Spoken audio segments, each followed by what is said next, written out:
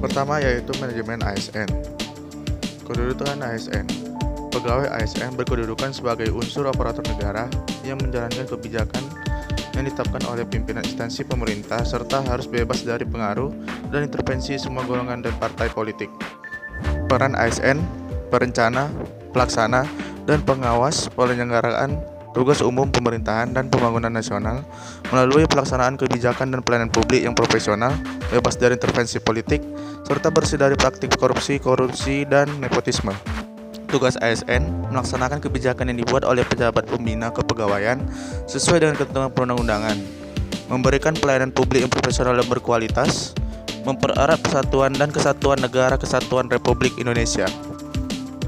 Hak ASN, hak PNS gaji, tunjangan dan fasilitas, cuti, jaminan pensiun dan jaminan hari tua, perlindungan dan pengembangan kompetensi. Hak PPPK, gaji dan tunjangan, cuti, perlindungan dan pengembangan kompetensi. Kewajibannya setia dan taat pada Pancasila, Undang-Undang Dasar 1945, NKRI dan pemerintah yang sah. Menjaga persatuan kesatuan bangsa, melaksanakan kebijakan yang dirumuskan pejabat pemerintah yang berwenang, menaati ketentuan peraturan perundang-undangan, melaksanakan tugas kedinasan dengan penuh pengabdian, kejujuran, kesadaran, dan tanggung jawab, menunjukkan integritas dan keteladanan dalam sikap, perilaku, ucapan, dan tindakan kepada setiap orang, baik di dalam maupun di luar kedinasan, menyimpan rahasia jabatan dan hanya dapat mengumumkan rahasia jabatan sesuai dengan ketentuan peraturan perundang-undangan, dan bersedia ditempatkan di seluruh wilayah negara kesatuan Republik Indonesia. Kode etik dan kode perilaku bertujuan untuk menjaga martabat dan kehormatan ASN. Fungsi kode etik ASN yang pertama sebagai pedoman, panduan birokrasi publik atau aparatur sipil negara dalam menjalankan tugas dan kewenangan agar tindakannya dinilai baik. Yang kedua, sebagai standar penilaian sifat, perilaku, dan tindakan birokrasi publik atau aparatur sipil negara dalam menjalankan tugas dan kewenangannya. Dan yang ketiga, etika birokrasi penting sebagai panduan norma bagi aparat birokrasi dalam menjalankan tugas pelayanan pada masyarakat dan menempatkan kepentingan publik di atas kepentingan pribadi, kelompok, dan organisasinya. Sistem merit dalam manajemen ASN. Bagi organisasi mendukung keberadaan prinsip akuntabilitas yang saat ini menjadi tuntutan dalam sektor publik. Bagi ASN, menjamin keadilan dan juga menyediakan ruang keterbukaan dalam perjalanan karir seorang pegawai. Prinsip sistem merit, keadilan dan kewajaran, objektif, berbasis kinerja. Pelaksanaan sistem merit dalam beberapa komponen pengelolaan ASN, penyusunan dan penetapan kebutuhan, penilaian kinerja, pengembangan kompetensi, promosi, mutasi, penghargaan. Kelembagaan dan jaminan sistem merit dalam pengelolaan ASN meliputi Komisi Aparatur Sipil Negara atau KASN dan Kemenpan RB. Mekanisme pengelolaan ASN. Kali ini akan membahas mengenai manajemen PNS, manajemen PPPK, pengelolaan JPT, organisasi dan sistem informasi.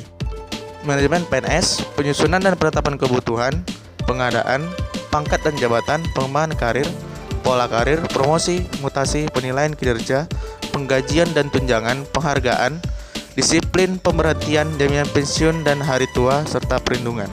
Manajemen PPPK meliputi penetapan kebutuhan, pengadaan, penilaian kinerja, penggajian dan tunjangan, pengembangan kompetensi, penghargaan, disiplin, pemutusan hubungan perjanjian kinerja, dan perlindungan.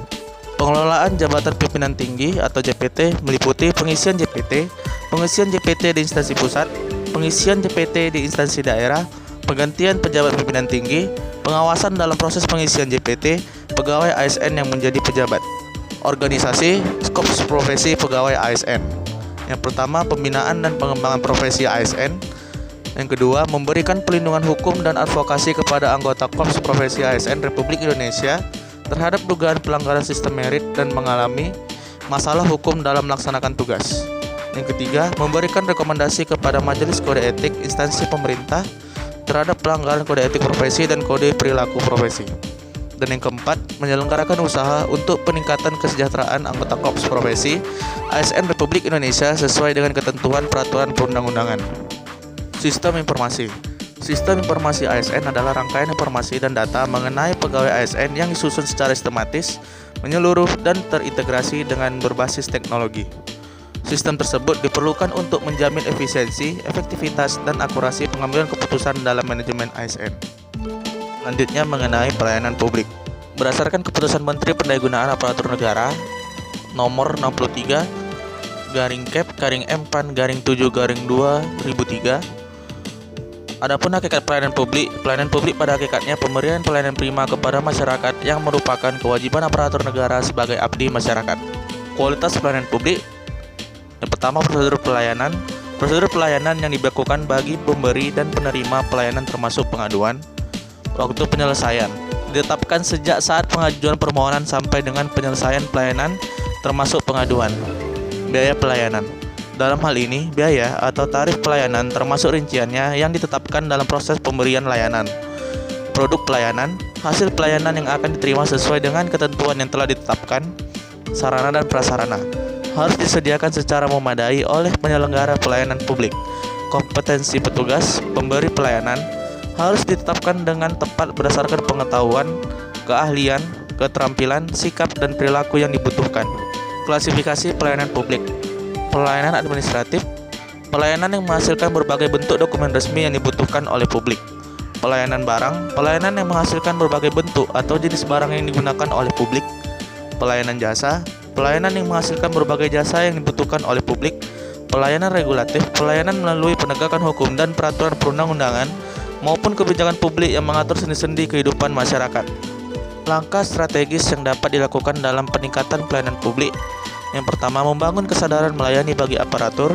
Yang kedua, membangun kesadaran masyarakat sebagai konsumen dengan membuka kesempatan yang seluas-luasnya kepada masyarakat, baik langsung maupun melalui media massa untuk menyampaikan saran dan atau pengaduan mengenai pelayanan masyarakat. Yang ketiga, memberikan reward and punishment yang seimbang. Yang keempat, mengadakan kompetensi pelayanan untuk instansi yang memberikan pelayanan sejenis.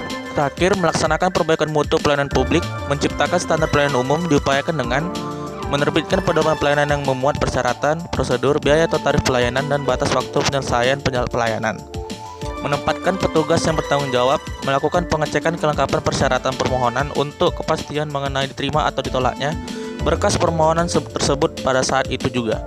Menyelesaikan permohonan pelayanan sesuai dengan batas waktu yang ditetapkan, melarang dan atau menghapus biaya tambahan yang dititipkan pihak lain, dan meniadakan segala bentuk pungutan liar.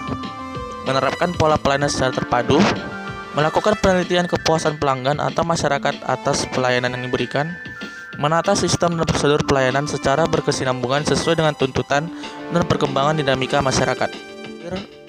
Whole of government. Whole of government pada dasarnya adalah sebuah pendekatan fungsi dalam ruang lingkup koordinasi yang lebih luas guna mencapai tujuan bersama dalam pembangunan kebijakan, manajemen program, dan pelayanan publik.